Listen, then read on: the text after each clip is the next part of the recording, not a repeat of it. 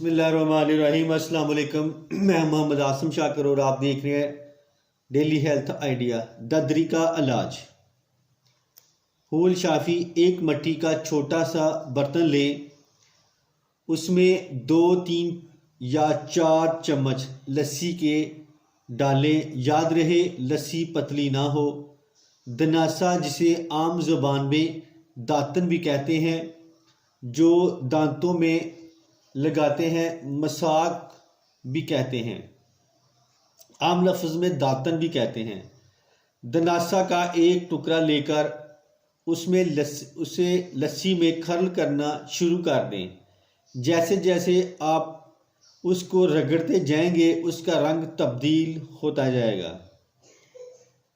और क्रीम की तरह बन जाएगी। इसको ददरी पर रोज़ाना रात को लगाकर सो जाएं और उसके उतारना नहीं है। 5 दिन इसी तरह लगाते रहें।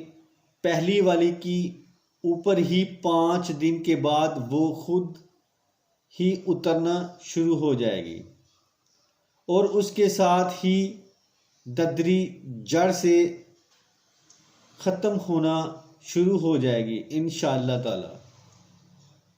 तो इसके साथ ही मैं अब इजाज़त चाहता हूँ। दुआ में याद रखना और अपना ख़ास ख्याल रखना। अस्सलाम वालेकुम।